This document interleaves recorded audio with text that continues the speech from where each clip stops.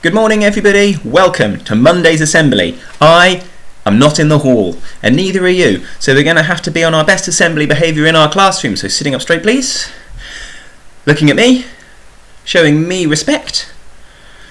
That's it. Thank you, everybody. And are you ready for your good morning? And I'll hear it back from everybody. Here we go. Good morning, school. Good morning, everybody. Thank you. Okay, best behaviour for this assembly, please. Teachers, I might ask you to pause at 1 or 2 moments, or you might choose to pause to give time for answering questions. I'm going to be asking some questions throughout the assembly. Stick your hand up, just like we would in assembly, to join in, please. Everybody. Today's story is about top of the value list, friendship. It's about friendships, and it's about friendships when we're in new classes, settling into the new school year. And we've actually been in new bubbles again on the playground in the field recently, haven't we? So it's a really good one for us. It's by a man called Michael Rosen. He is a very, very, very famous poet. You might have read his Uncle Gob books, for example. He writes funny stories too. He also, quite famously, was very poorly with COVID-19 last year, but he's now feeling a little bit better. You might have also read things like the Sad book that he's written. This is one of my favourites of his. It's called This Is Our House. Remember, I'm talking about friendship today. Let's see how this story relates to our value of friendship. It's about a boy called George. George was in the house. You can see his house, can't you? Just here. Here's his house. This house is mine, and no one else is coming in, George said. It's not your house, George, said Lindy. It belongs to everybody. No, it doesn't, said George. This house is all for me.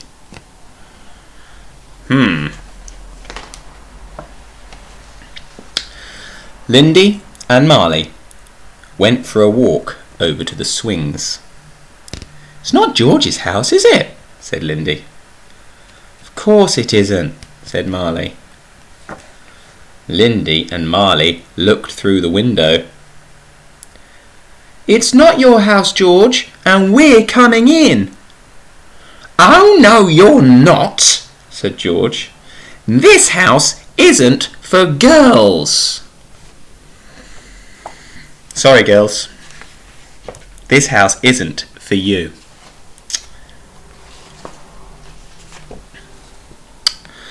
Freddie was walking past with his Rabbity. I've come to put Rabbity to bed, said Freddie. You can't, said George. This house isn't for small people like you.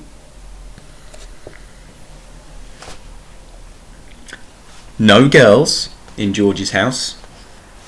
No small people allowed in George's house. What do we call it when somebody stops other people doing something? What's it called when we don't let certain other people join in? Put your hand up.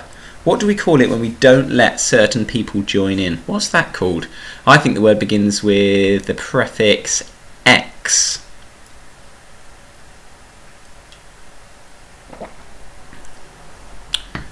Ready? I think that's excluding people. George is excluding people from the box. Is that fair? No. I think I'll ask a really important question to some of our older children at this time. Can you think how this is similar to any big events in the news or anything important in society about people being excluded just because of something about them? So these guys have been excluded because they're too short or because they're girls. Can you think about anywhere that people have been excluded just because of who they are or what they look like? You might want to pause me there, teachers. Okay, if we're ready, I'm going to move on with the story. Freddie took Rabbity for a ride in the car. Charlene and Marlene mended the front wheel. George won't let me and Rabbity in their house, said Freddie. Charlene and Marlene, Freddie and Rabbity headed straight for the house. Stop right there, said George. I bet you can guess what he's going to say. We're coming in to mend the fridge, said Charlene and Marlene. Oh, no, you're not, said George. This house isn't for twins. No short people, no girls, no twins. Some of our older children might have spotted that. That makes me think of something called persecution. When people are treated unfairly just because of what they look like or what they believe in or who they are. And we know that that happens in society, don't we? We know that sometimes girls or women aren't allowed to do things that boys or men are allowed to do. We know that sometimes in history, and also sadly still today, sometimes people aren't given the same opportunities just because of the colour of their skin, or perhaps because of how they worship or where they worship. You might have seen in the news about a place called Afghanistan where girls aren't allowed to go to school in the same way that boys are. Women teachers aren't allowed to do the same things as men teachers. People who are of one religion aren't allowed to do the same thing of people who are of another religion.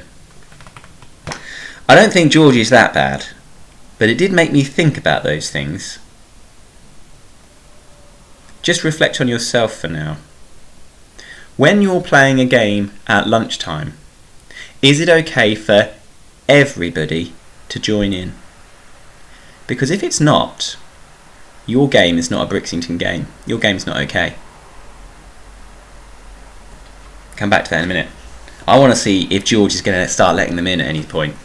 I wonder if they are. If you think George is going to change his mind by the end of the book and let them into the box, put your hand up. 1, 2, 3.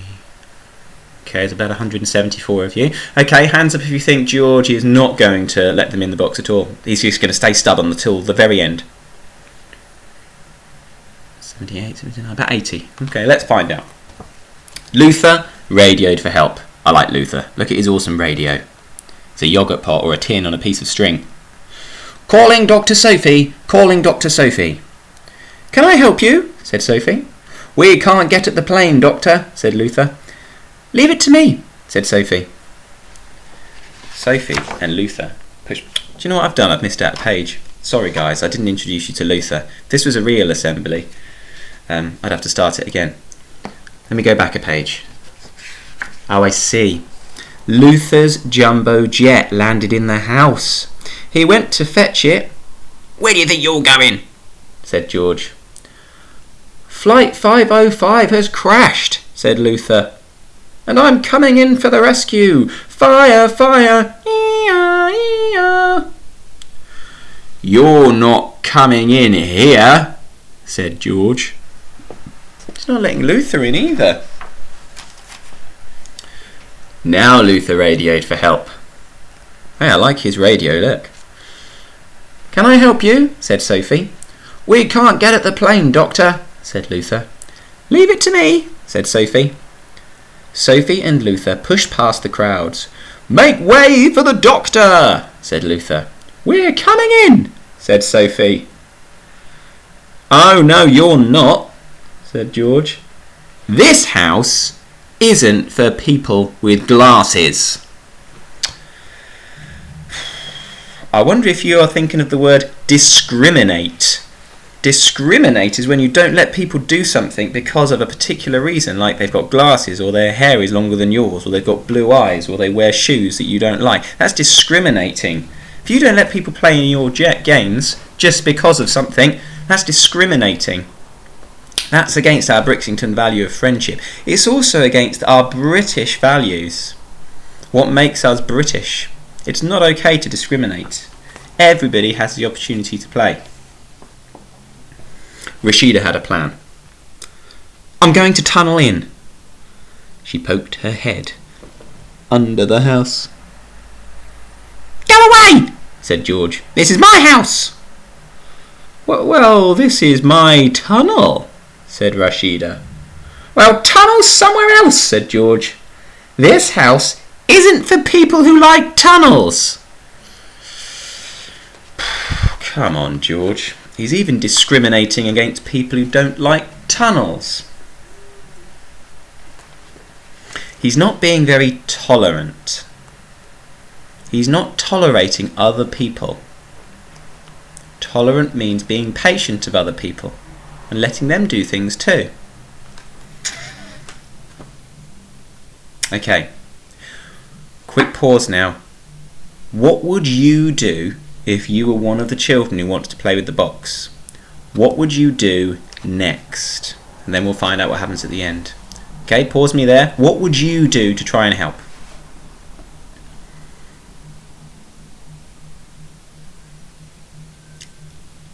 Okay, hope you paused me. You've got some ideas. What would you do to try and help if you were one of the children waiting to get in the box? Well done if you said, "I would ask George if he wants to play something else." Kindness first. Let's try being kind to George. Maybe he's just got no one else to play with. Let's try being kind to him. See if that works.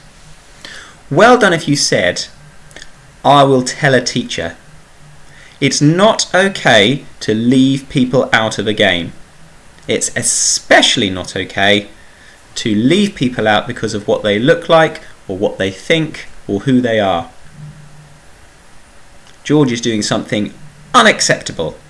You must never, ever say that other people can't play just because they've got glasses or they're too tall or their shoes are the wrong colour. That's absolutely unacceptable.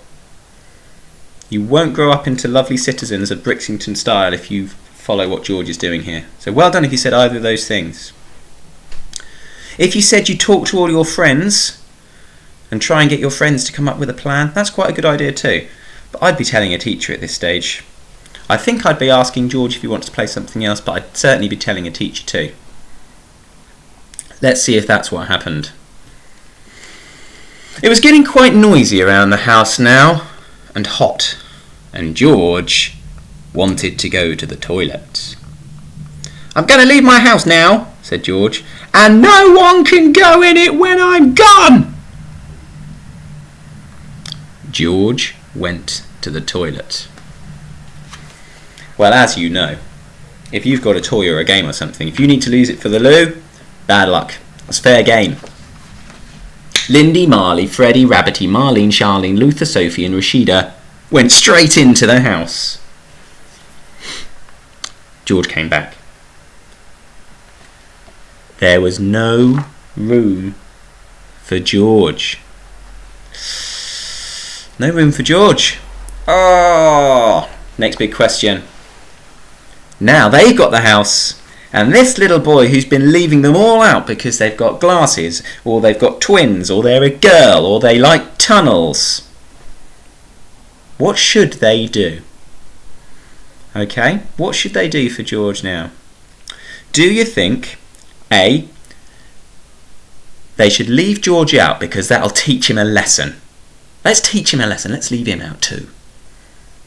B, they should let George in.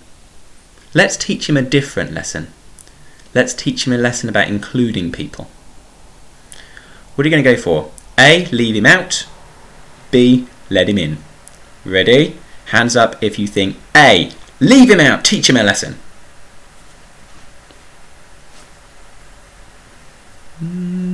Okay, about half of you. That means B, put your hands up if you think you should let him in the box. Squeeze him in.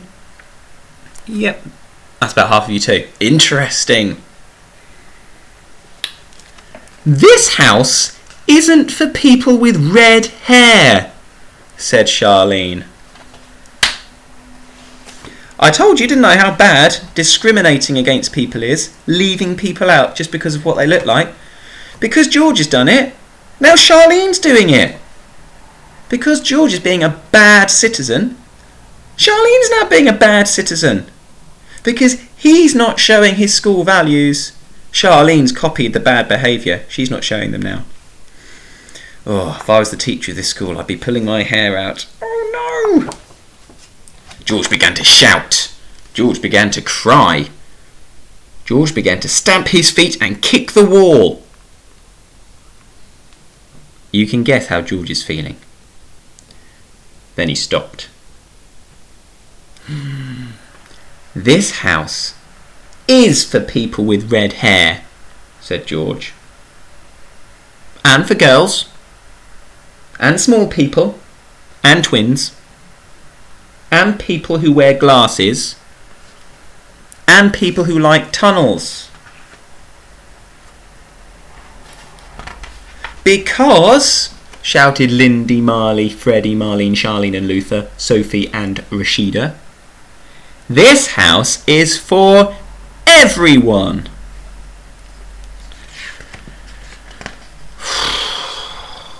We got there in the end, didn't we? We got there in the end. They sorted it out amongst them just about. George made some mistakes. I was very disappointed by his behaviour. Charlene made a mistake. I was very disappointed by her behaviour. If that had happened in Brixington, George would be speaking to me in my office, I think. And I might give Charlene's parents a little text as well to say, they left someone out today just because they had red hair. That's against our value of friendship. But I think I'd also say to them, at the end they changed their behaviour and they included everyone, and that's the right thing to do. So let's see if we can learn from that, please. Make sure you remember, if you're not including people in something, if you're not including somebody, you're discriminating. And that's absolutely against Brixington's value of friendship. Now I'll give you one question about that. Hands up if you like playing football at lunchtime or playtime.